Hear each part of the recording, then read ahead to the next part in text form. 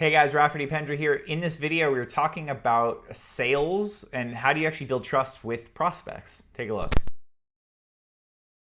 If you guys like this video, give it a thumbs up for me and feel free to subscribe to my channel for future content like this. I always start with asking questions. Really, truly for me, I am a very curious person. I want to know about things. I am genuinely curious about people, especially when you have a consultative-based sales process. Asking questions so you really understand what this person is trying to do not only allows you to understand better, but it allows you to make a much better recommendation.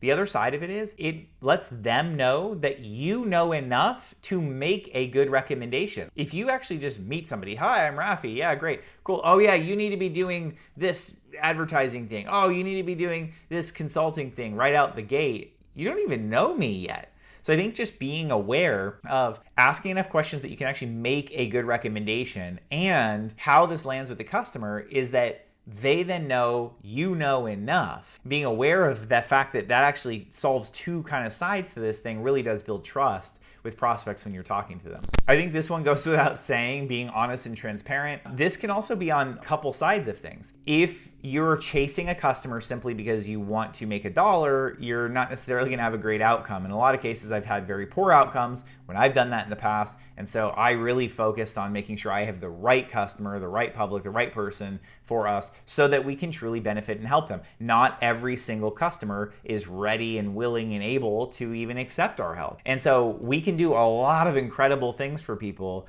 My companies do an amazing job helping people, but it needs to be the right people. So I think just being honest with yourself and being honest with them. If you feel like the solution that you're proposing isn't the right solution, don't propose it. Propose the right solution. Maybe there isn't a solution right now, right? One of the things that we've had, and the most successful salespeople we've ever had, and myself included, have had a lot of success with, there are times when you're talking to somebody and you just have to recognize, we're not a great fit for this. We can't help you solve it because of this, this, this. Setting correct expectations, being honest about it, has resulted in customers actually coming back to us later saying, well, you know what? We went with somebody else who told us and promised us the moon and said all this stuff and they couldn't do it. Okay, so we're ready to have a real conversation. Play the long game, just understand, by doing right by this person, you will win in the long run. The next area is really being professional, being knowledgeable. I kind of tied those two together, and I'll tell you why. Some people think that when you're selling somebody,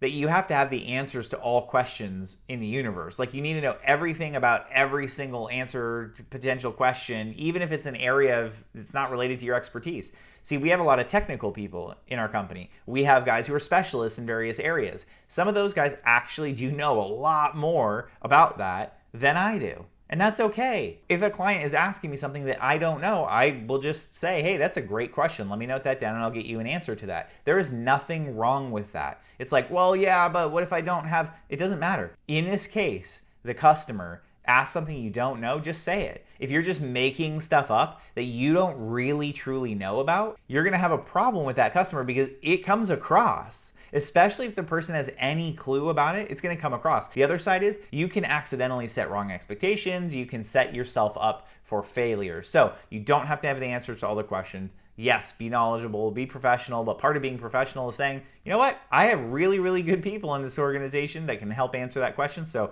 I'll get that data for you. Being responsive, being on top of these things, speed is so key. So just being responsive, being on top of it. If you say you're gonna do something, you say, hey, I'm gonna get you that data, get it fast. Get it done now. Go get the answers to the questions, come back to them, push through, and just making sure that you're staying on top of it. Slow communication really puts a poor taste in somebody's mouth. It gives them a poor idea of what your organization is about, how you operate. And so just making sure that you're actually being very responsive is super, super important. This last point that I wanted to mention here is being consistent. You keep delivering the same kind of experience. You're not delivering it one way, you're super fast, you're responsive, you're thoughtful and methodical, don't follow up on things, you're then super fast again. It's like this up, down, up, down, up, down, up, down. Part of it is the consistent in the communication. And see, when you have your process worked out and established and communicated clearly, it becomes very, very easy to be consistent because you're not just trying to make stuff up and then giving a different answer next time and a different answer next time.